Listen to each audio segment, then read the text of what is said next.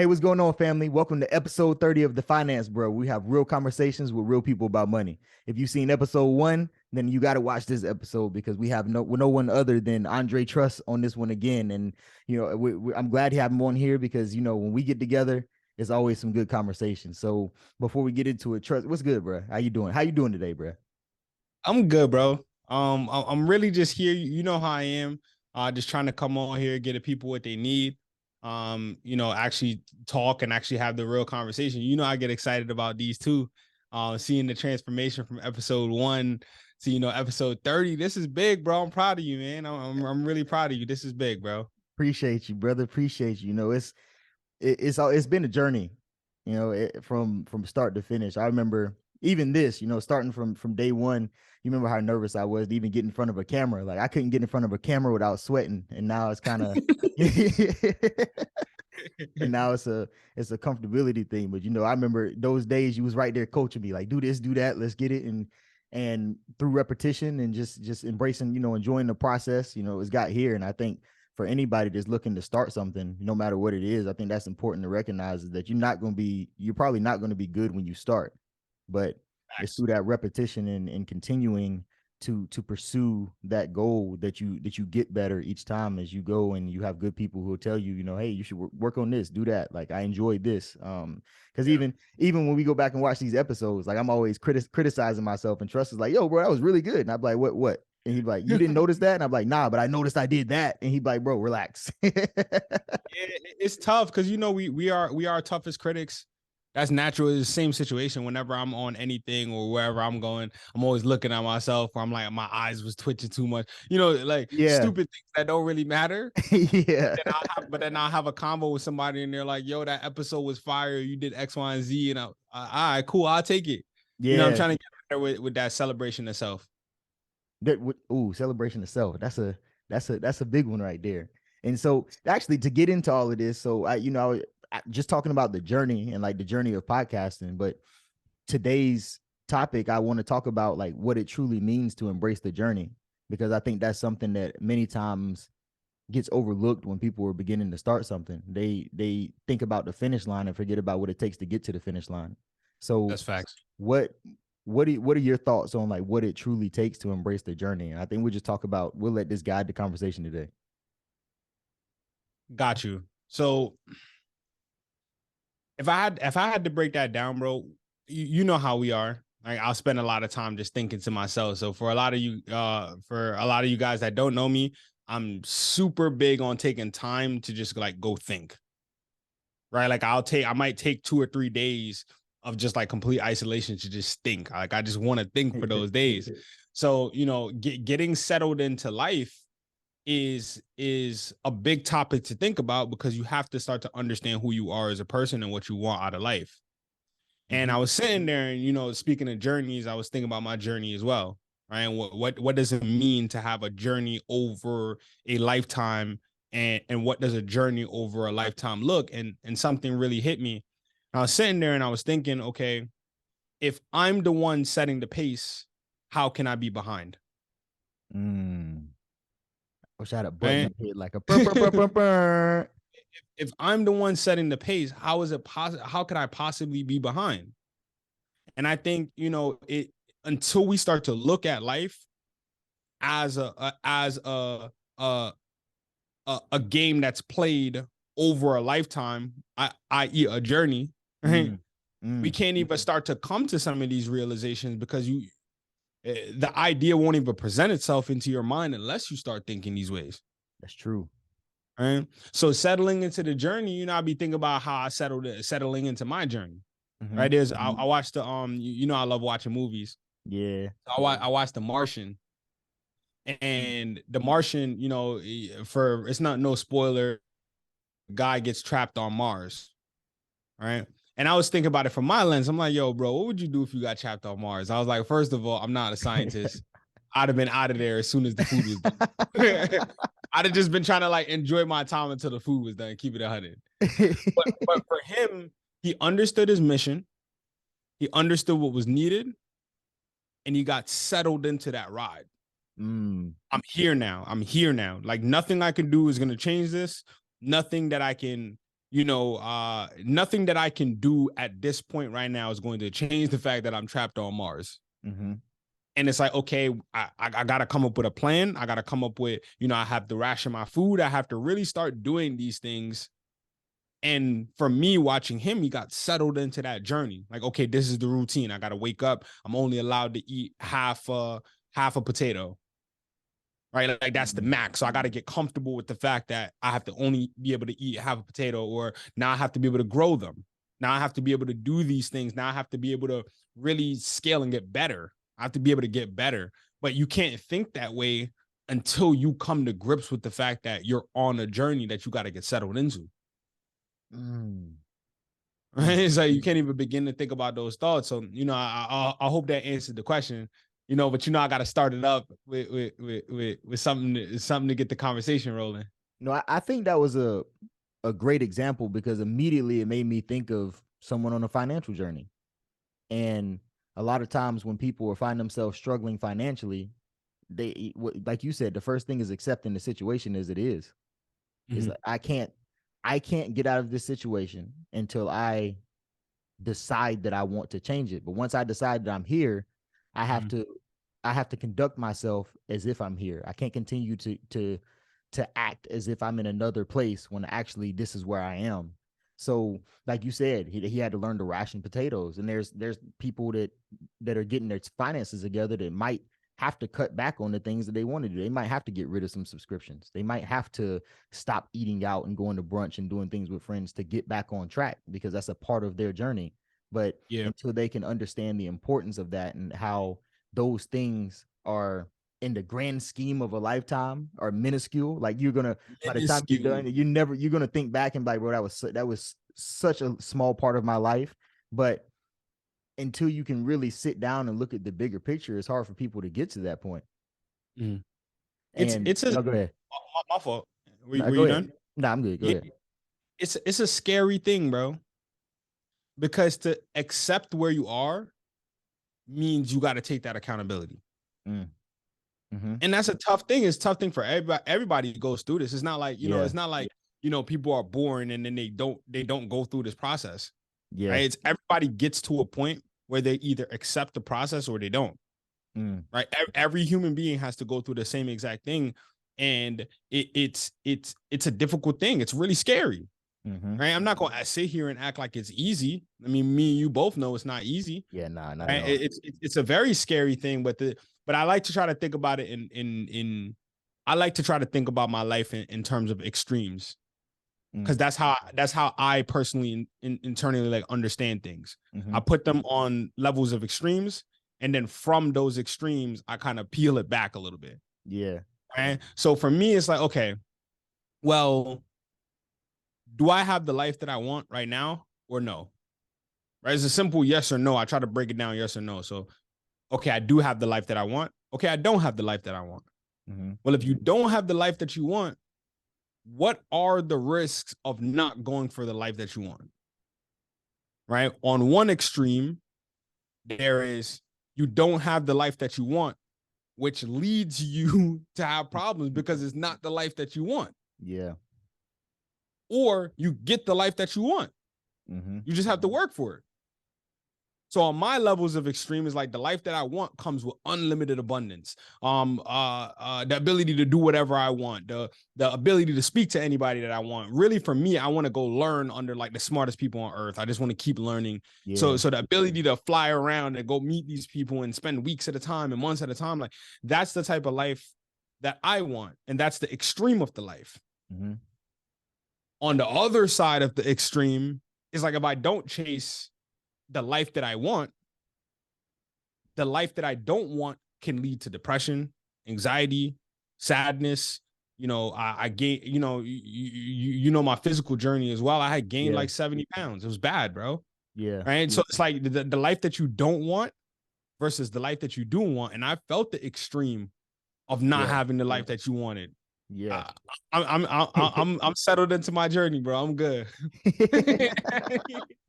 You know, so the journey it's like we said, it's hard for people to settle into the journey. And I think there's things today that make it easier to do things like learn. Like we say, this is the information age, and we talk about how what for the first time in like the history of the world, like information is literally accessible to almost everyone as long as you have some type of internet source. Especially now with the addition of AI and everybody's starting to adapt. I mean, even thinking about if you look at the statistics about how quickly AI was utilized versus even something like Instagram, it's nasty because like you can the amount of information you can get and the quality of information you get is so fast, but some of the things that I feel like cause roadblocks for people when they're trying to learn or trying to get to the point where they can accept their journey is one, instant gratification. And instant gratification becomes a problem because when you can go to Amazon Prime and get stuff within a day or two. You know, you go on Instagram, post something, instantly get feedback. I think that sets the standard for people that everything in life should happen fast. And then on top of that, they're spending their time on these social media apps where people are jumping up and, hey, I made $1,000,000 today. And like all these people are talking about all this money they're making. And, you should go buy your LLC and this is all you need to do. And it's like, it's confusing. Like people are like, yo, what am I doing wrong that I'm not making $1,000,000 a day? Like all 100 people I just seen scrolling down my timeline. And when one, that's not the reality of the situation. It's not. It's not at all. It's And not. and two, I think the other piece that really stifles people is comparison. Because, like you said, if you're in control of your journey and you're setting the pace, what are you comparing yourself to? Because unless you and that person have really sat down and identified that you are both on the same path in life and you have the same desires and the same goals and you truly align, comparing yourself is nothing but problems, really, because what are you comparing yourself to? It's apples to oranges. Like you're never going to get the same thing. So you're going to, if their goal is to have a company that's valuated at $100 million and your goal is just to make sure that you can spend time with family and friends, that's a completely different lifestyle. So why would you compare yourself? But now if you're looking at him and this dude is making $1,000,000 a month and you're making 5,000 a month, you might feel behind. But what are you behind to? Because you're not doing what he's doing. So I agree. That's facts. You mentioned instant gratification and also comparison. So from the instant gratification standpoint, I've even felt victim to this. Right? It's like because we get to the point where it is really confusing because there's a lot being thrown at us. Yeah.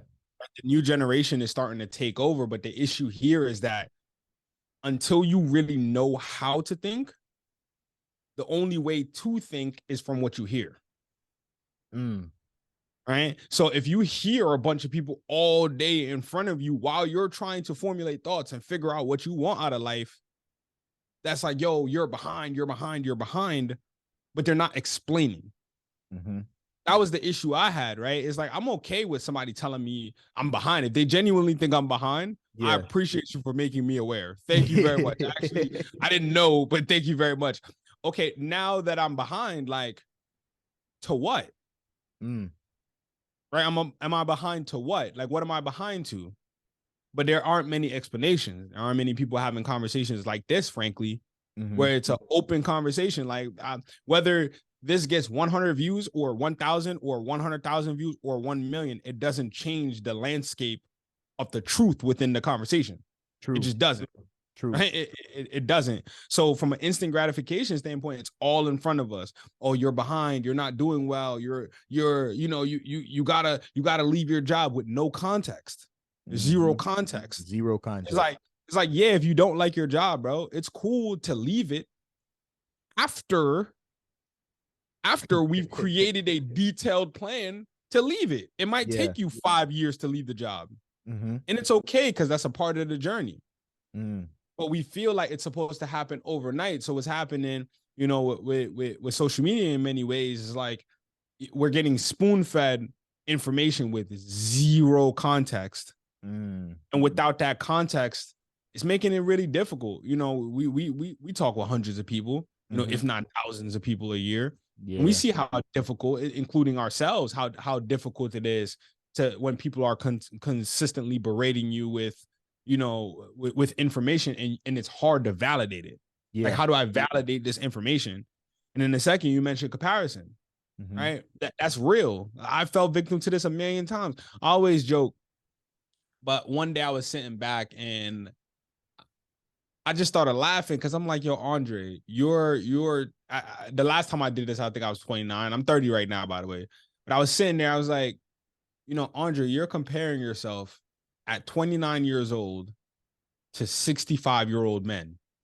Mm. Like Mm. 65-year-old men that got 35 years of building something on you. Right? It's like, what are we even talking about, Andre? Relax, calm down. It's not even that serious. Like, what do you even, like, all the things you want out of life right now, you have them. So how are you feeling behind? But once again, it comes back to that piece, right? Not understanding that life is a journey. I just was automatically looking at those guys like I should be able to beat them tomorrow. Where it's like, nah, man, the infrastructure that they laid, some of these dudes' infrastructure might take 30 years to build. Yeah. Right? It's like, it's really coming into grips with the fact that what something really takes, like what it means to really do something, or what it means to really build something, or what it means to really be a leader in a space, or what it means to really dominate a space. It's like you have to be in that space for a long period of time to even earn the respect of the space. That's step one. Yeah. Right? To even earn the respect of the space, you might have to be there 5 years. Yeah. So to kind of jump on those two topics, I thought that was spot on, bro. Instant gratification and comparison. I think you were spot on with that. So with that, like how important do you feel like prioritizing growth is for the journey? Because I remember coming up, I never really heard people talk about growth, and when they did, it was like it didn't really make sense to me. I was like, bro, what do you grow? Like, what are you talking about? Like, I am who I am. Like, how do you grow as a person? Right? I know how to grow in the gym. I know how to do all these other things, but what does it mean to grow? And like, it goes back to what you were kind of saying before about people speaking around the topic. And I think that's a lot of the problem, is because on one end, I think it's really amazing that we have access to so much information right now, because now people can't strategically utilize like keeping information from you to keep you from progressing. Now it's up to you to actually go and look up the information and learn it. But the other problem with social media is that everybody has a voice. And for someone who doesn't have trustworthy people around them that they can validate, opinions and information with, that's dangerous, because like you said, if you're talking around, no one's giving people the details, right? Like even someone telling you you're behind. Well, okay, well, thanks for identifying that I'm behind, but like you said, compared to what, and what do I need to do to get back on track? Most people just stop at the, hey, you're behind, bye. And it's like, okay, thanks. Like, what do I do next? And I think that's part of the problem, is like, no, the people who are giving information haven't done a deep dive themselves, so they can't speak above the baseline. And because they can't speak above the baseline, they're causing everyone else to feel like the baseline is the standard when it's not. It's not. So you mentioned, how do we prioritize growth? Is that the question? Or is it, how do you prioritize it? And like, is it important? How important it is. So I think growth is the number one thing. Right? Like number one, like I think growth is above anything else. And the reason that, and this is something I hold firm to, I stand on this point. What my man Frank Lucas said, this is my product. I stand behind it. Right? But real talk though, because the only thing that's guaranteed in life is change. Right? Life is like, things around us just in general are changing at rapid speeds all the time. So the only way to keep up with change is you have to expand yourself.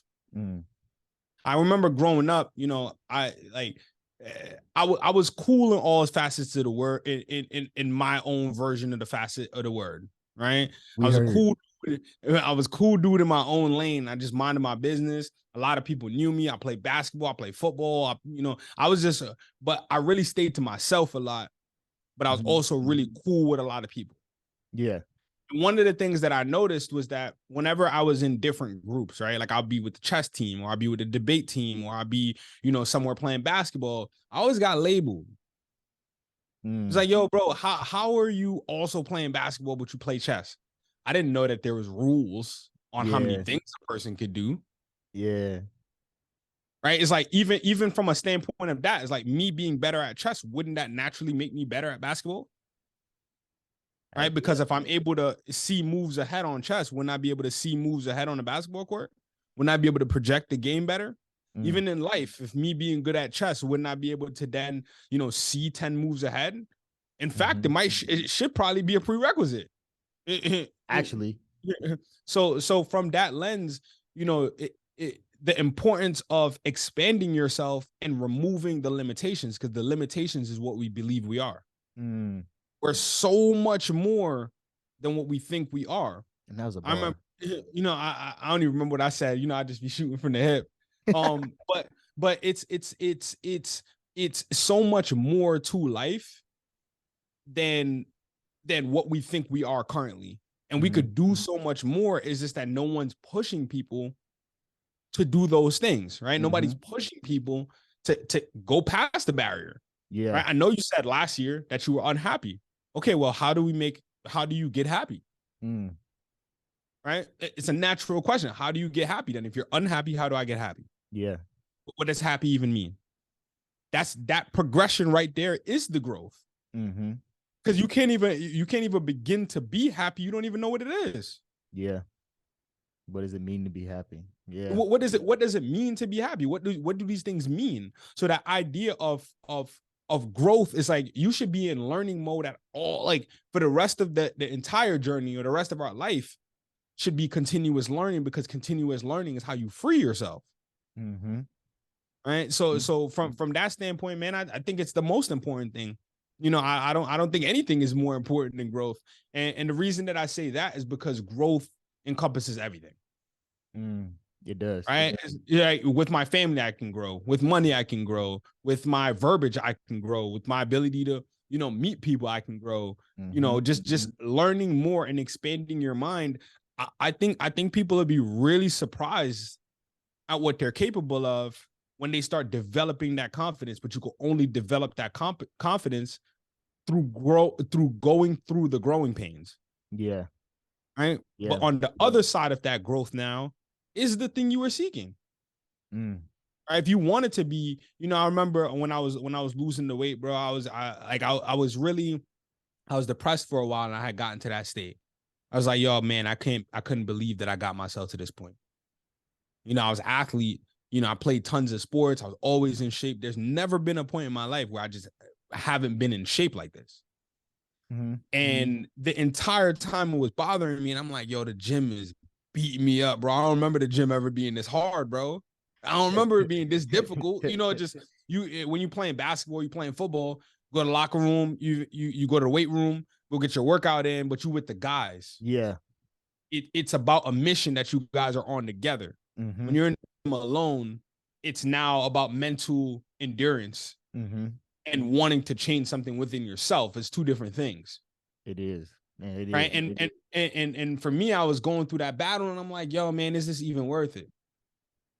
And I asked myself, I said, man, on the other side of this journey,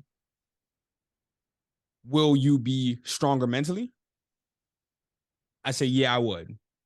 Are you going to be stronger physically? Yeah, I would. Okay, being stronger mentally and physically, what would that do to your confidence? I'm already a confident dude naturally. My confidence will probably shoot up 20 times, which it did. Right? But it was like all of these things come from the pain that you feel in the growth process. Yeah. Because you have to be able to distinguish between the differences for yourself. Because that's the only way that you're going to keep it as a permanent change. The only way I could go from being the weight that I was to being in shape again was through legitimately building this into my way of life. Like, being fit now isn't about a goal. It's a part of my way of life now. I can't live without being in shape. Yeah.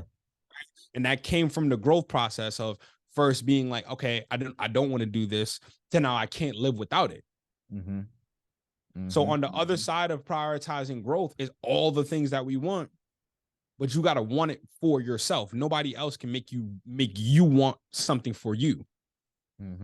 That's true. And you know what I mean? So I think that's the number one thing, bro. So I'm getting ready to launch my personal growth series. It's a 8-week training, and Gotcha. It's on the 15 Laws of Invaluable Growth by John Maxwell. For those of you who don't know, I'm also a John Maxwell certified leadership team member. So I'm getting ready to run these like masterminds for 8 weeks, where what the first one I'm setting up is focusing on helping people learn how to grow and giving them a plan to grow. But through developing this program, I was actually thinking the other day, and one of the things that came to mind when it came to growth is thinking about people who feel like them growing is going to require them to like change and leave people behind or make people feel like they're different. And I was going through that because I think that's a critical piece, especially for people who come from, disenfranchised areas, because the growth is going to take you out of there. But like now you're worried about people thinking that you think you're better than them, and you feel like, you're leaving people behind, and you're dealing with imposter syndrome and all these other things. But as I was breaking it down, I started thinking about it and realizes that like you just said, growth is a requirement to get to whatever the next step is that you want to be at. And when you're prioritizing growth, I look at it as like life, right? So if you're going to a new location, just on a truly animalistic scale, right? If you're going somewhere else, if you don't adapt, you die. Yeah. And so the growth is like the adaptation to the new place that you're trying to go. Because Yes. if you're unfamiliar with the new territory, but if you go to the territory and you don't adapt to it, you're not going to survive. So the only way to survive is to foster that growth within yourself, which is going to allow you to adapt to the new arena that you're trying to play in. Like, what do you think about that? I think that's spot on. Right. Because example, so there was this one thing I was reading one time, and they had like examples of people's reactions to when the email came out. Right. And it was like, why would anyone use this when we have mail? This is stupid.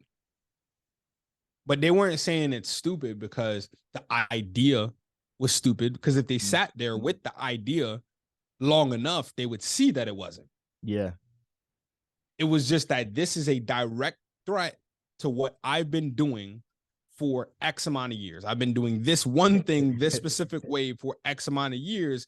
And now it's going to this new thing, even though it's faster, even though it's quicker, even though it cuts weeks of time down, even though, we can get emergencies across better, we can do business transactions better, even though every single thing about this thing, it's saying that it's better than the old way.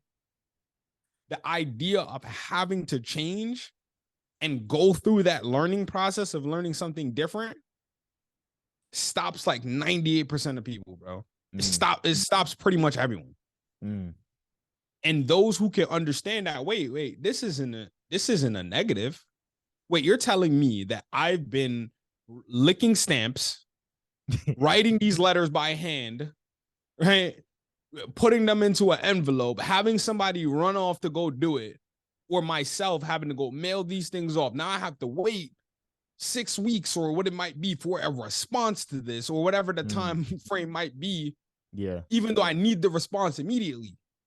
Like the response is needed like really quickly. So yeah, that's where I get hung up at, because that's what I want people to understand more. Is like it's not a negative thing to change. In fact, I had said this in one of the talks I was giving. I said if you changing is for the better, then you should change. I think you should absolutely change. I think that should be the number one thing. I think that if you're in a situation where you don't really like it, I think you should change the environment. If you don't like the people you're around, I think you should change the people you're around. If you're having anxiety because of a situation that you're in, I think you should remove yourself from the situation. And oftentimes, when I'm speaking to people, I get, Andre, it's not that simple. Right. And I never said it was simple. Not one time have I said it was simple. You're assuming that by the fact that I just said change, that change means it's easy. I never said it was easy. I just said you needed change. So whatever requirements it takes to change, whether it's a day, a month, 2 years, 10 years, 30, you got to lock in and really change. Because in order to upgrade yourself, I was saying here, I'd be deep in thought. Yeah. I'd be trying to not let my thoughts run too far. but I'd be deep in thought, and I'm like, okay, what really does hinder people in life? Right? Like barring, like what really hinders people? And it genuinely is inability to adapt. Because it's like, we've always done it this way. So what? There's a better way. I don't care if you've always done it that way, bro. Unfortunately, there's a better way. So do you want to continue to make your life difficult by doing it that way? Or do you want to take the suck of the change to make your life easier on the back end? There's still suck, it still sucks in between. There's still, but now one thing makes a permanent change to your life while the other doesn't. And now you have to suffer your entire life. Right? It's like I can go 3 years in the paint, make this change, be able to last another 90 years, or I don't. And now I got to live 70 years in pain. I don't think people think about that portion. It's like, this is easy. Why would I want to change? Bro, because right now it's easy. What happens when you throw in a kid, a spouse? What happens when, now you don't have the freedom? Now you're tied up in the system. You've been in it 7 years, even though you knew you should have left. You knew you should have changed. And you always said, I wanted to, but now you're trapped in it. You're trapped in that way of life. You're trapped in that way of thinking, and you can't escape it. Changing, I think of change as like a cheat code to life. I'm not hard fast on anything except like my values in life. Anything else is up for discussion and up for debate. Yeah. If somebody can come in tomorrow and tell me and show me statistically with data points, real thought out processes, show me that their way of thinking is better than mine, I'll change tomorrow. I'll go buy all the books. I'll go realign my thinking. Now, also, I have a framework for changing. I think that's another thing too, is I don't think there's much, I think there's literature on it, but I don't think there's much conversation on changing because it's such a touchy topic. And because there's not too much conversation, just open conversation on how to change without belittling people. Right. That's one of the things that I personally didn't like when I was going through my transformation phase of things. I was looking online and everybody was like, it almost felt like I was being belittled and berated the whole time. It's like, man, I'm already trying to change, bro. Like I am trying to change. I know, but you don't got to yell at me, bro. I'm trying to change. I'm trying to do what you're telling me to do. Hey, so it's just, I don't know. That was just my lens on it. No, that's a lot of that is spot on. Like, the what's harder, remaining where you are or working to get where you want to be.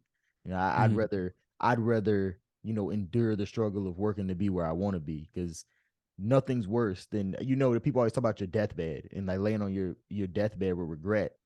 I don't feel like there's, when I think on it, like there's not many things I feel like I would regret more than denying myself the ability to get where I wanted to be, because I didn't want to do the work. And I think that when a lot of people sit down and take some time to think about it, that would be probably the main regret that they would want to avoid too, because I want to look back and be proud of something I did. Like even if I didn't reach the main goal, the fact that I was chasing it meant that I was somewhere ahead of where I was when I started. And I think that's key, because we think so much once again about the finish line that we forget about there's a 400-meter track to get to that point. And you got to think about every step around the track along the way. You don't just run past the finish line without taking the first step and the second step and the third step and getting your stride and gaining your momentum to push, to carry you along, but now with this thought process, and you spoke about some things, one about your process for change, which if you want to share that, I definitely think the listeners would love to hear it. But then another thing, if you don't, or if you do still after, would be talking about your financial journey. Okay. What was it like as from going from a young guy from the Bronx, New York, to Mhm. where you are today.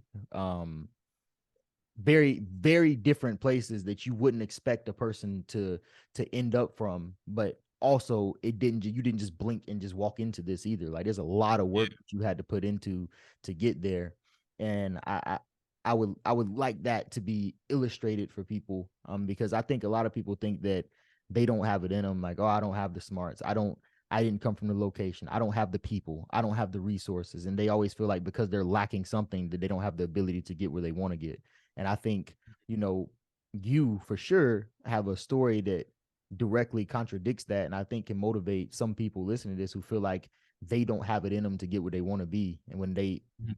they really do, they have it in them to get a lot farther than they've told themselves they can. Mhm. So one of the things for me on my journey, bro, that really like multiplied it for me and got me to the next point was I focused on my strengths. Okay. Right. I think we get we get dealt the cards of our life, nothing we could do about it. I mentioned earlier about the journey, right? So for me, as a younger kid, I got settled into the first version of my journey, which is like I'm in an environment, don't particularly want to be here too long. Like it's not that, it was my household was good to go. My mom was phenomenal. She raised us best she could. But unfortunately, we're in an environment that a lot of violence does happen, Mm-hmm. right? And in areas where poverty is higher, financial literacy is lower by nature. Mm. So one of the things for me was growing up how I did, I didn't like people's answers intuitively. I just didn't like their answers. Like I'd ask questions and nobody answers me. It's like, hey, Mm. why do we do things these way? Or why do we do things this way? It's just the way that we've done it. But why though? And no one had answers for me, and no one had. So for me, that was my first. I had ran into a mentor that really just bonded with me. Mm. And my first chance at growth and first chance at change was to get out of that neighborhood and go to a different school, right? So in that time it was a hard decision for me to make, because it was like I'm gonna be leaving my family behind to go on this journey, Mm-hmm. right? I'm a critical thinker within my family, so me leaving the family is actually very, it's not an easy thing for the family to accept, Mm. but they also know and trust that if I'm going to make a plan, I'm standing behind it since I was a kid. Yeah. So the journey of money was really from growing up in a household where my mom made $2,000 a month her entire time, Mm-hmm. right? And being able to go from us not really having anything and living like, my mom, once again, I love her to death. I'm so proud of her. I sit back and think about how she handled our childhood in the situations that we were in, with the lack of capital, with all of these things. But one of the things that I learned from my mom was that money is language, Mm. right? Your ability to articulate yourself is money, because you think you're done because you don't have a piece of paper, but have you spoken to them? Mm. How do you know you're done? You haven't spoken to them. So that journey, my first real financial, like heavy financial lesson was that money is language. So if you can master language, if you can master the ability to articulate, if you can master that, and that's what I honed in on. Once again, my strength was speaking to people and getting people to understand the mission, and then going to step and drive towards that mission. Mm. So instead of focusing on the lack of money that I had, it was like, okay, what missions can I lead? I don't have money, but money isn't like, even money's a construct. Mm-hmm. It's a mental construct for us Mm-hmm. to all come into agreement with each other, right? Mm-hmm. Money isn't real in that sense, but in our world we've accepted money, and in that construct that we've accepted, money is real. Mm-hmm. But it doesn't change the fact that we're humans, and I can have a one-on-one real convo with you. Yeah. And that was my strength. I focused on that. Okay, I don't have the capital, I don't have the money. Okay, I do have I do have the ability to speak, and that just comes from books, watching other great speakers speak and listening to them speak and being serious about that. Mm-hmm. So the journey became more about all of the tangible skills that I could get to help me should I be in a jam, get money or do my thing. But I had to break a lot of ceilings on what I considered was a lot of money, what I considered was not a lot of money, or or how money is supposed to be spent. So coming from the environment that I came from to being at the point that I am now, the way that I view money is a million times different. Yeah. I wouldn't have been able to do that unless I hunkered down on that pathway to understand what this thing is. Right? If it's such a pain in my household and in my life, do I, once again, sit here and let it eat away at us? Or do I get up and go do something about it? So to get to this point now where, you know, I was sitting with one of my mentors, came back, I was visiting him in New York, and we went to this restaurant. And I said, hey, you know what? I finally understand now that I'm older what you were telling me, because he used to tell me, like, Andre, man, you got to understand, if you want money, just go get it. And I used to get really upset about that. I'm like, what do you mean just go get it? What do you mean just go get it, bro? But in his mind, he was being dead serious. But it's something that like everyone has to come to for themselves. Yeah. No, I can't force you to think this way. It's something that has to be unlocked in you just in general. Through growth. Right? Through growth. So he was mentioning, I came back, I said, hey man, I finally sat here, and $1 million is not that much money, man. And he was like, I've been trying to tell you for years. Right? Something is big or small only relative to the person who's thinking about it. I was like, okay, that makes sense, because if there's $300 trillion out there, $1 million is literally nothing. It's a penny. It is. Yeah. It's like it's probably less than a penny, whatever that math might work out to be. Right? It's probably less than a penny. But if you don't have anything and you have zero, then $1 million is like, oh, that's astronomically large. But the only thing that's constant between both of those things is that a person has to make the determination based on their thought processes. Yeah. Right? Like a person has to. So that journey in and of itself was like, oh, okay. So let me take a step back on, should I even be afraid of money? Why can't I get more? And it's going back to that growth earlier of being like, you know, asking myself, why can't I get more? What is the limitation of making more money? Effort? Oh, now I see what my mentor was saying. If you want more money, just go get it. Yeah. Put a plan together and execute that plan. Unfortunately, the plan won't happen overnight. It just won't, unless you know you're part of the few who do get lucky. Yeah. It just won't happen overnight. But also from that standpoint, it's like, this is something, and I'll go on like a little tangent, but it makes sense. Right? It's like, it can't happen overnight, because how would you learn the lessons? Yeah. Yeah. Right? Like, how would you learn the lessons that's necessary for this to be a permanent change within your life if it happens too quick? Like, I think about my first 100,000, lost it. First 100,000, just like, was like, you know, super excited about it. Was dope. I was like, yo, I got $100,000. It's up now. It's lit. and it was like, and then I blinked and it was gone. Now I didn't spend the money traditionally.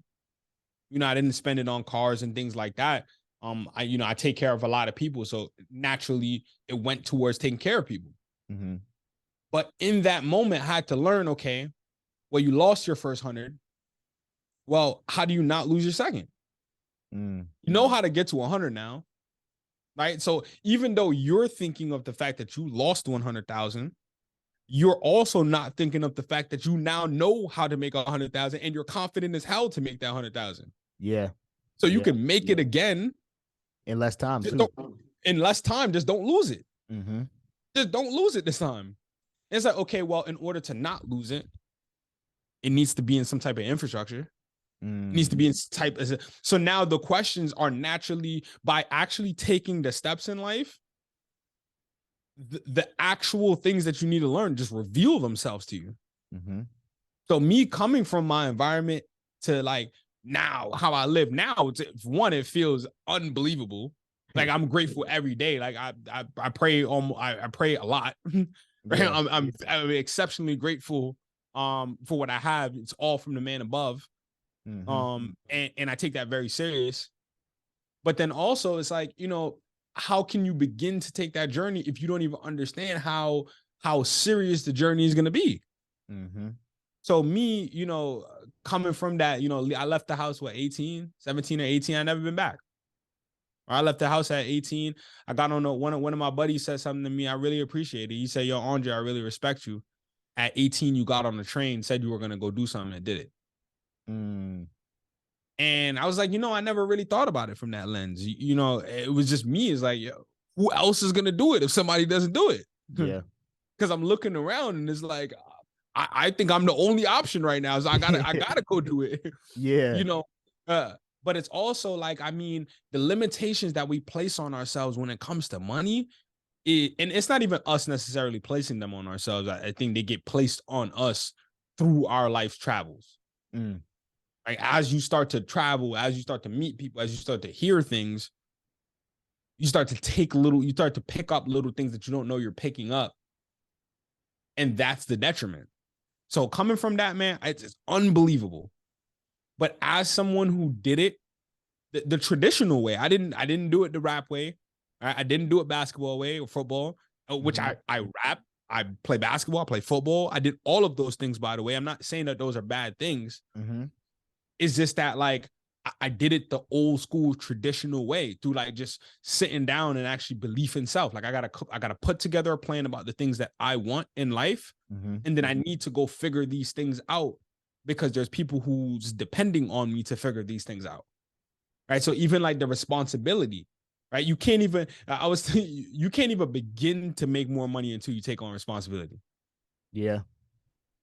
So it's going back to what I was saying earlier about like being on the journey. A part of the journey is taking personal responsibility for the journey.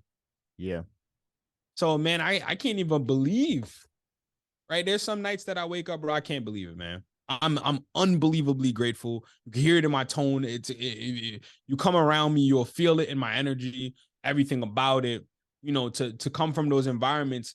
But it was all, I want to stress that it's all knowledge though. Mm.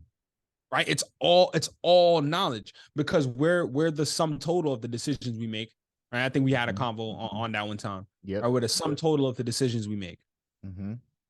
So if money is something that's dependent upon decisions, you can't even begin to make more money until you make better decisions. Facts. Facts. Right? So it's starting to piece those things and peel the onion back. And you know, we prescribe to stuff that's not true all the time, bro. Mm-hmm. And I just remember as whenever I stumble upon something new. So this is what a part of what I mean about change. You know, people view change as something negative. I view it as finding an answer. Mm. So for me, it's like, oh man, I'm not upset that my way of thinking was wrong. I'm super excited that I now know what the right way of thinking is. Right. And can step aggressively towards it. I can do that now. Now I can now say, oh wow, I was actually doing it wrong. Thank God, bro. I couldn't imagine doing something wrong another 10 years. Now, instead of it being 10 years later, now I can start today. Mm-hmm. All right, what is it? So going back to, I'll answer that other question now, the process for change. Mm-hmm. It really starts with just the awareness of it. Mm. I think naturally we're combative, but we're combative because we don't want to look, you know, stupid, or we don't want to feel illiterate, or we don't want to feel ignorant. Mm-hmm. But the truth is like, you can't begin to change until you become aware of more things. Mm-hmm. So, you know, I forgot who I was talking to. I think I was talking to one of the homies, and he was stuck in his head. And I'm like, bro, what exactly is the problem in your life right now? And he couldn't pinpoint the problem to me. And I said, bro, step one is like, well, let's become aware of the problem. Yeah. Right? Like, what is the problem? Okay, the problem is you have a bit of anxiety. Okay. Do you know what anxiety is? Nah, I actually don't. So, bro, how are you going to combat something you don't even know what it is? Right? It's not that I'm trying to, you feel me? And I'm Yeah. like, yo, look, bro, it's not like I'm trying to belittle you. You got to really think about this from a high level standpoint. How Mm-hmm. can I begin to combat something if I don't physically know what it is? Yeah.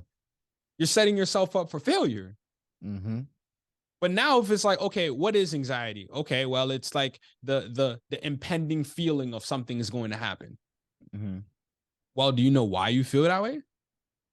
Well, I just got a bunch of tasks that I got to do. And, I'm like, okay, bro, the issue, if you read the definition, let's break it down together, right? This is the part of, so the process for change is becoming aware, Mm-hmm. leveling up your knowledge on that topic, Mm-hmm. and then starting with very small steps just to execute in that direction. So you don't have to start off being, trying to come out the gate swinging and doing 100 different things. You can start off small, but you don't have to actually start off with a million different things. But going back to little homie, I'm like, yo, let's break it down. What is anxiety? Well, it's like an impending feeling of something that's going to happen that you don't have control over. Okay, you're feeling that anxiety because you said that there's tons of things out there that you should be doing, but you haven't done them. Mm-hmm. Okay, so that's the problem. Now that we're aware of it, now that we've got our knowledge up, now let's figure out a plan. Well, okay, now, the truth is, do you want to feel the feelings of anxiety? Or do you want to wake up and for 30 minutes every day, organize your life? Mm. Right? It's a choice now. It's a decision now. Now you have a clear-cut decision on paper to make. Do I want to feel this feeling of anxiety every day? Or do I want to start to try to solve the feelings of anxiety by taking steps towards it every day? And even if you come out the gate 5 minutes, just 5 minutes, a couple things, just so I don't forget, let me just write it down. And over time, you build that muscle memory to the point where it's like, now for me, I can't live without my schedule. I can't live without it. Yeah, my calendar's pulled up right now next to this. I cannot live without it. So yeah, I hope that answers the full gambit of the question. It does. It does. I mean, you hit on some great points that I think can benefit a lot of people because people just don't know that. I mean, even the simple, it sounds simple, but just like you breaking down, like, all right, you say you have anxiety, like, what is it? Like, you say you have these different problems, but like you got to define and understand what the problem is, because how are you going to fight against a force that you don't know their capabilities and limitations? You don't know nothing. Yeah, like you're setting yourself up for failure because they got the drop on you already. You already suffering from them, and you haven't even met them yet. Bags. But so you talk about education, and I can agree that education is one of the biggest pieces that go into this journey as well, because it's came up a lot over this conversation. But I mean, even as I look behind you, bro, there's tons of books. You see, I have the bookshelf back there, and that's one of the things too is we talk about during this journey. Here's a big piece, and so I know I think we spoke about this within the last couple of days. Is I think part of the problem that we face, especially as a younger generation, is that we feel like we got to do it all ourselves. And that puts unrealistic expectations on ourselves because, one, we can do it, but now by doing it yourself, you own all the risk. Now you have to exert more time to learn the information. Because even if you use like the situation with me, you, and Tellers, there's things I know that I never was able to take the time to physically go deep dive in because I got it from either you or him. Same, like there's things that y'all got from me that I was able to go pull from the world and bring back to the group. So like now we can learn 3 times as fast. We can invest into things 3 times as fast. We split the risk into thirds, you know, and it's like if more people could do that and people like, oh, well, I can't find anybody. It's well, you have to find somebody that wants to grow like you. You have to And then find on some. top, and then Go on ahead. top of my fault for cutting you off, Now bro. you good. It's like you cannot possibly expect to get around people if you are not willing to do the work. Mm-hmm. Right? Because that's the piece right there. Because I've had that a lot. I've ran into that situation a lot where it's like, yo, bro, like I want to do stuff, but I don't know anybody to do stuff with. I'm like, well, are you even worthy to have stuff be done with you? What do you mean, bro? Like, are you even worthy? If somebody came right now and said, yo, I want to do a deal. We're gonna go buy a commercial building downtown. We're trying to put together, you know, the raise is gonna be 1.2 million on a $14 million building. You know, we're gonna be able to split up the financing and set things up into different categories. You know, your portion is gonna be 200,000, and then I'm also gonna need you to run the managerial to run the management staff. Mm-hmm. In order to execute the mission so that we'd be able to refinance within 5 years, make our money back, and each of us could walk away with $1 million. Would you be able to even do that? You see what I'm saying? Yeah. Like, so that's the thing that got me is like, yo, you got to go get in the lab. Yeah. You got to go get in the lab because if you yourself are not capable of doing these things, you will never find anyone who's willing to work with you. Because I know I'm not. Yeah. Facts. No way. I know he's not. I know No Teller's way. not.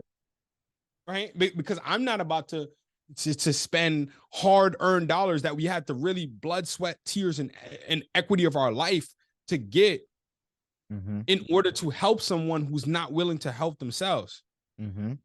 You know, my mentor says, I love him to death. This was something that he hit me. He said, Andre, I never give a handout, but I always give a hand up.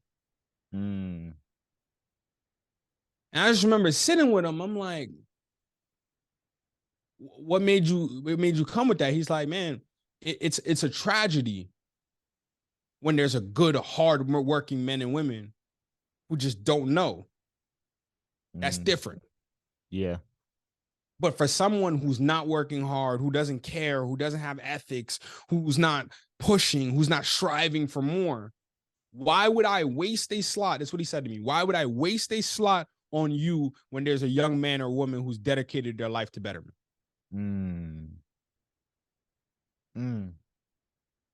So from that lens, you know, that what you said had, like, you know, it triggered me, right? Because it's the truth. It's like, yo, I can't find people. It's like, well, you need to find yourself first. That's why you can't find people, is because you haven't found yourself first. So you have to take that step. You know, it's not easy. Once again, you know, I don't want to be up here telling y'all these things. I want to make sure y'all understand, like, this is a journey that I'm still on myself, right? This is a journey that Eric is still on. Yeah. We're all on this journey. Until we check out, we're on this journey.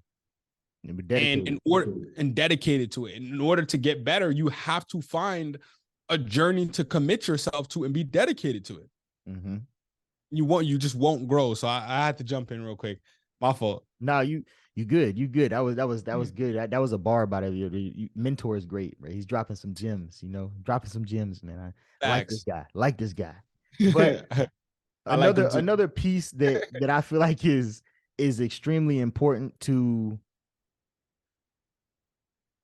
our development during the journey of life is our habits. And I know people talk about them, but the habits, how you said, like, these things start small and over time they build. Like, even when you were back on your fitness journey, getting started, just going to the gym, you had to build the habit of even just going to the gym.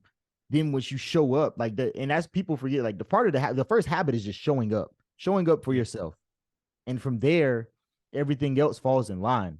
So building habits and the right habits, but also, you know, we talk about habits and building habits, but we also have to identify the ones that are holding us back. And yes. I think realistically, at least for me, and the way I went about it is, I wanted to address the ones holding me back before I tried to build the better ones, because trying to build good habits while still fostering bad habits, it's a stalemate. And it's just a zero sum game that I wasn't trying to play, but I had to learn that, because I started off trying to do both. And I'm like, bro, nothing's happening. They're wrong. Yo, I don't know what they talking about. This stuff don't work. Then it's like, oh, hold on.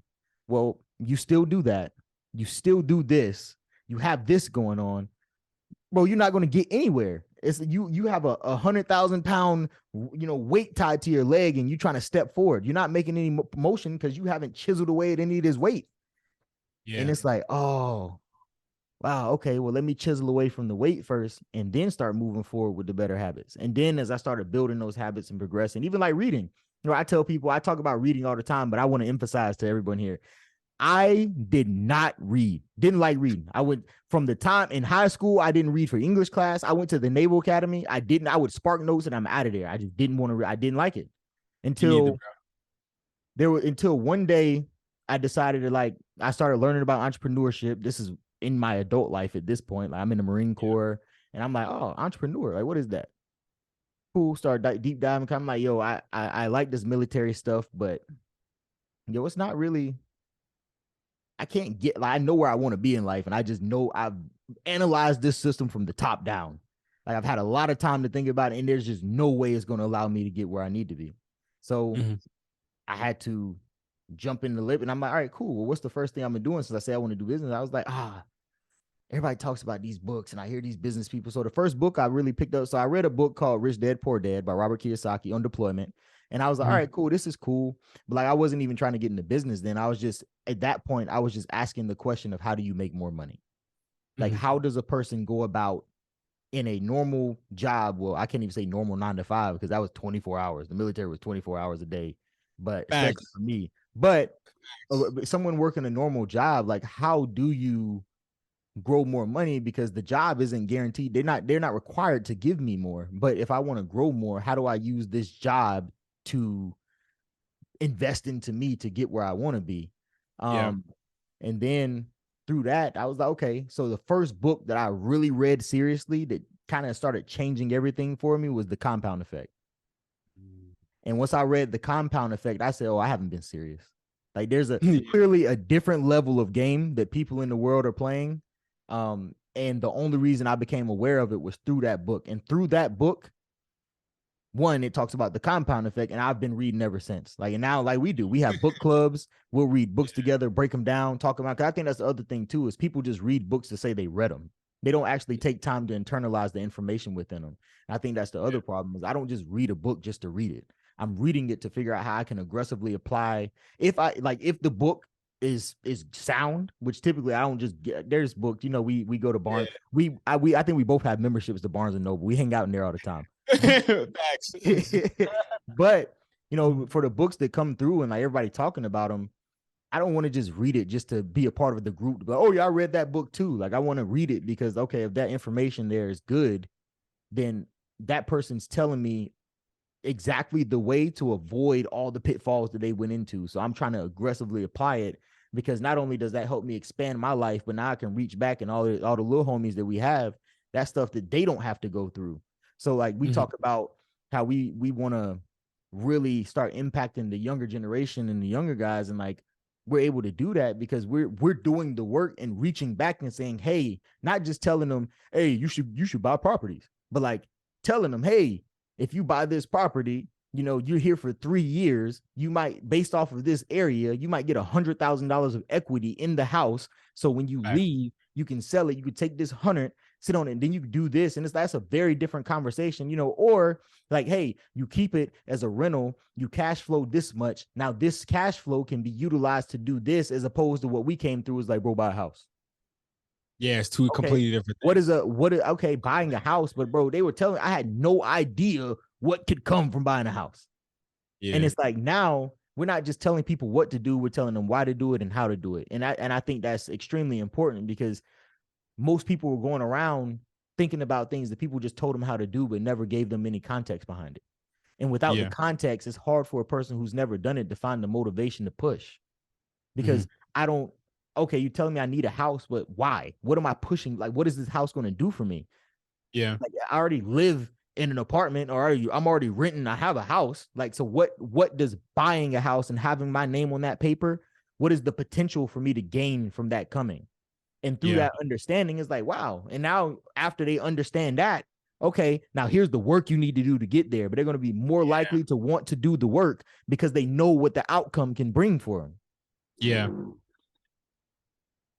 So you mentioned habits, right? Mm-hmm. And compound effect. You guys have not read that book.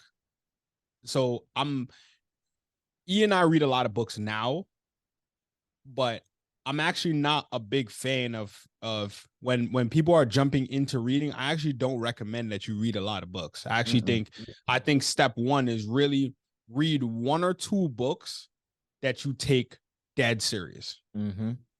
Right? Like one or two legitimate books that you're like, you know what? I'm not trying to read 70 books this year. I have one or two things that I really need to fix in my life that are like causing me the most pain in my life, and I need to fix those things. Mm-hmm. But going back to habits, what you were saying, that one got me because habits is your way of learning to take yourself serious. Mm. The issue isn't that people don't know what to do, I think. The issue is that there's a lack of confidence because people don't take themselves serious. Mm-hmm. So it's like when you know, I was talking to one of the homies one time. He was saying that he wanted to start a business up. I said, all right, cool. Like, you know, why haven't you started it? This is like a straightforward question. It's like, you've been mentioning this to me for the past 2 years. Why have you not started? And he was like, yeah, you know, I'm just trying to get everything set up correct, get everything right, and get everything in the correct order. And I say, yo, bro, the truth is you don't believe in yourself. That's the real, and I'm not trying to be an asshole about it, but I care about you. So I have to tell you what the truth is, right? Because I know that when I say something, I expect for that thing to be done. I'm not just saying it. You would never hear me get on this show, get on any show, you would never hear me speak in general and tell you that I want something that I don't plan to go aggressively attack in real life. That's fact. That's actually right. That is a 1000% fact. So for me, it's the ultimate form of taking yourself serious is when you start to build these habits into your life. I think you were spot on with that, E, because when I was getting back in that journey, you mentioned me showing up was the first thing. It got even smaller. The first thing for me was just waking up on time. Just waking up. Same for me. Right. It was like, you know what? I don't even gotta make it to the gym. I just gotta wake up. I gotta wake up and physically get out of the bed, and that is an achievement in terms of the gym. That is the achievement. Then it was like, you know, after a couple of days of that, I'm like, bro, like you gonna really get up and not go? You might as well go. Yeah. Then it was really just like get downstairs and put your shoes on. So I put my shoes on, and if I put my shoes on, I might as well go for the walk. Went for the walk, then it's like, yo, if you could do a walk, bro, you could. Bro, real talk, you could do the gym. You are an athlete, bro. Stop getting in your head. You're overthinking it. Now I'm starting to combat myself. Because the serious side of me, the habit side, the side that wants change is now starting to bully the side that wants to stay comfortable. You have to give that side ammo. You have to be able to give the side that's going to help you, the serious side of you, you have to give it ammo. But until we give it ammo, until we feed it, just like how we could feed anything else, we could feed our egos, we could feed, you know, just negativity. We could also feed positivity. We could also feed our seriousness. Yeah. But until you start to take yourself serious, nothing's gonna change in life because it physically cannot, because the nature of changing is a serious thing. It is. Yeah. So it's like, you know, that was something, bro. Yeah. So, and I going back to habits and reading, because I have this conversation so much, and you know, unfortunately, this conversation is mostly with members of the Black community, and it's about reading. And you know, now on the other side of understanding the power of getting this information from these books, run into a lot of guys about, I just don't like to read, and I tell them like, bro, I know exactly how you feel, but I need you to understand. Hear me right now. Hear me right now. Every problem that you sit in the bed at night for hours and ponder upon and are upset about and you're stressed about and you're depressed about and you have anxiety about, someone's written a book about how to solve it. So now Your life. If you truly believe that you want to change this thing that's causing issues in your life, you got to pick up a book. And it doesn't have to be, don't expect to read the whole book in a day. It starts with, yo, just set 10 minutes on your calendar a day. Just commit to 10 minutes. We waste 10 minutes. I know people that spend 30 minutes scrolling on TikTok and you can't give 10 to a book. Come on, yo. But it just starts there. But I guarantee, and maybe it's not that. Maybe you just start, you tell yourself every day, you're just going to go to the book and open it up. No matter what, at this time, you're going to go to the book and open it up. Kind of just like I tell people with budgeting, like, yo, as you're getting to it, as you're getting comfortable, yo, no matter, even if you can't get to the point where you're just doing it every day, going in and getting yourself right, the first thing is just go to your computer and open the spreadsheet. Because after enough times of you going and opening that spreadsheet, it's like you putting on your shoes. You might as well go for the walk. Might as well go. You might as well put some numbers on that page and see how it comes out. And once you get to that point, there's no coming back. Just like the book, yo, you're reading 10 minutes. It's not going to be long before you look up and it's been an hour and you 6 chapters in. And you're like, wow. But it starts with just the small step. And I really want to emphasize this on the show today is because we got to get over this thinking we got to conquer the world in a day, because we can't. And if we overwhelm ourselves thinking it has to be done in a day, we're just going to keep fighting against ourselves, and we're going to keep stopping and not completing anything, which is the opposite. I'd rather someone take it, methodically, what they're comfortable with, and build up the pace as they go. It's like these I love using 400 run. I never ran the 400. I was a track guy, but I ran the 1, the 2, the 4x1, and the 4x2. Me and the guys ran the 4x4 one time as a joke, and I thought my heart was going to explode. Like I call that a true warrior's race, because those men and women that run that race, they're built different. But they didn't just get to running those Olympic times. They had to, it was a process. Time to time they're training, they're getting better. And it's the same thing with all of this. Is like, you have to, as you put in that work and progress, it's like the gym. Yo, I always say, you don't just get on, some people do, right? You got the country strong guys, but just the average person isn't going to walk into the gym and throw 225 on a bar and start repping it out. Yeah. The average person might have to start with 95 pounds on the bar, work out for months or years to the point where like they get to hey, I hit 225 one time. I'm not talking about repping, one time as a max. And it's like, oh, I made it. Cool. Now that you got that, how do you get past it? That was just the first milestone. Yeah. And so looking at the rest of life that way, I think really helps, because we got to see it as, yo, it's a progress. It's a workout. All these things, I love comparing things to working out, because the process is really similar to all this other stuff that we're talking about. You have, how do you want to get fit and you try and get swole, all these things, where there's typically a routine that you follow to get from where you are now to wherever your progress pic show you at, 6 months later. But it's because you did the same thing every time and you continue to build it. Even like, right now in the gym, we're doing these abs, doing back to core. And I tell you, I hate bicycles. That's my thing. I can't stand them. But even think about the progress that we've made with abs just through showing up and doing it every day. Even when somebody tries to be like, yo, bro, I mean, we ain't got to do them today. And like, you be like, nah, bro, we got to do them today. All right. And we go and we'll do them. And like now we went from like, especially me, bro, it was some of these things I was like, yo, bro, I'm struggling, to now I'm, a full 2 minutes. And I'm like, yo, let's get it. What's next? But that's through continuing to do it time and time again, day by day, even when I didn't want to. And that's what this journey is. Continuing to do the things that are going to put you in a better position every day, day by day, no matter how you feel, because there's going to put you in a better position. So before I think we're running on time, before we even jump off, let me see if I actually.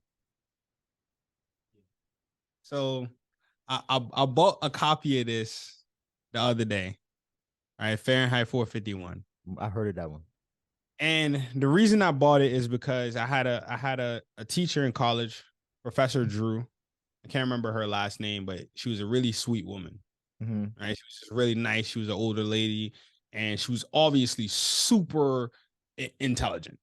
Like, she was like really intelligent. Like, she was on her tenure, and she was getting ready to go out and do, I can't remember the name of it, where it's like you take a few years to like go do like a real project. I can't remember the name of it. Sabbatical? Yeah, I think it was a sabbatical. So she was getting ready to go do her sabbatical, and I was in her class. And this is what I talk about knowledge. I'll put myself on the chopping block. You know, I like to make fun of myself. Yeah. So me thinking I'm slick, right? We're supposed to write an essay on a book that we like. And I hate books. Like genuinely at that time, hated books. So in high school, I had picked this book up, cracked it open like the first 10 pages or something like that. And basically, it's a dystopian world where firefighters burn books. They burn books, like they burn books. So my opening like essay, I wrote I'll never forget this line because I was so bold about it. I was going all in on it. I was like, you know, if I'm gonna make this stand, I gotta go all in. So the first line that I wrote my entire life, all I've ever wanted to do was be a firefighter.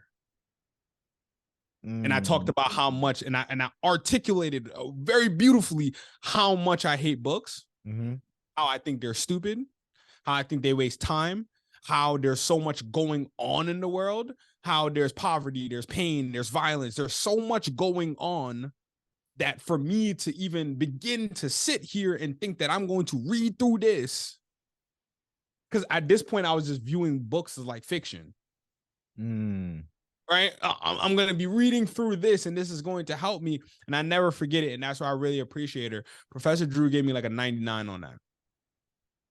Thought she was going to fail me. She gave me like a 99 on it. And she wrote me a really long, like note back. And I wish I would have saved it. All right. Just, you know, you going through school. I was a freshman. I was a freshman at the academy. I didn't care. And she wrote, I never forget it though. She wrote, Andre, it's funny because you don't even really understand what you mean right now because you don't have the perspective. But you're intelligent, you're smart, like you know how to articulate yourself. And there's going to come a time when the right book hits you at the right place at the right time and changes your life in the right order that allows you to see this. And I'll be waiting here for you to tell me about it. And my junior year, I read How to Win Friends and Influence People by Dale Carnegie. Rereading that one right now. And I read it and I was like, wow, man. I had no idea how I was coming off to other people. I had no idea that I was belittling people. I had no idea that I was cutting people off in conversations. I had no idea that I was creating arguments that not even on purpose. It's just, you don't know these things until you become aware of it. And I wrote her this long essay, man. I wrote her this long email. I was like, I'm not sure if you remember me, but the right book hit me at the right time in the right way, in the right order. And I really appreciate you. And she wrote me a long message back, you know, just saying like, I always knew you're always smart. That wasn't the issue, wasn't intelligence. It's just that from this lens, you had a different perspective and it's hard to break perspective. Only you could break your perspective.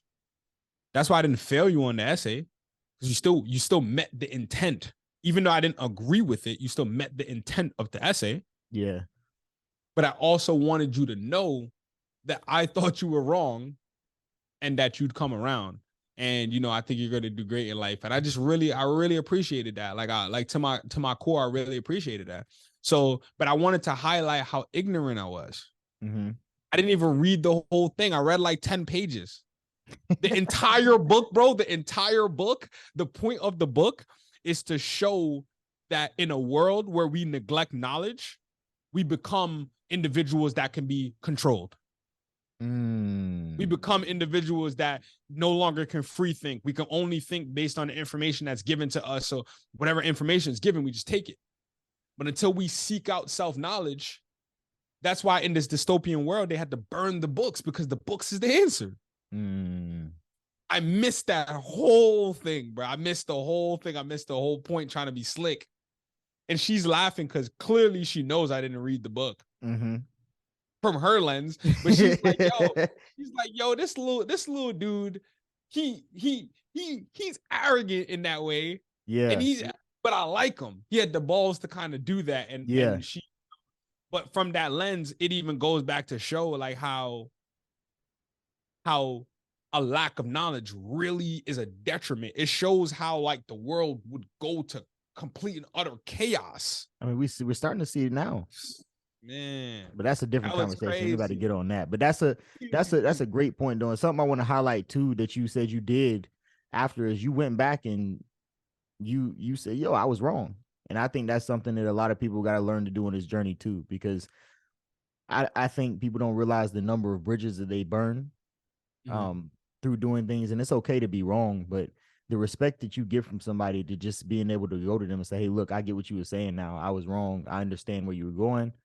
Here's my take on it now. But that's big. That's huge. Especially not it's not easy, especially for men to do, so I'm sure she had the utmost respect for that. And it came in time, and we see it now with the little homies too. We tell them stuff and they'll still do something we didn't want them to do. And it's like, oh, but then they come back around. Oh, I see what you were saying now. Cool. I'm just glad you get it now. Like I wish you would have Glad got it then, but hopefully from now on, like that I'm not going to tell you anything that is going to be a detriment to you and your plans or your goals. But you know, I I I I think this was a phenomenal conversation today.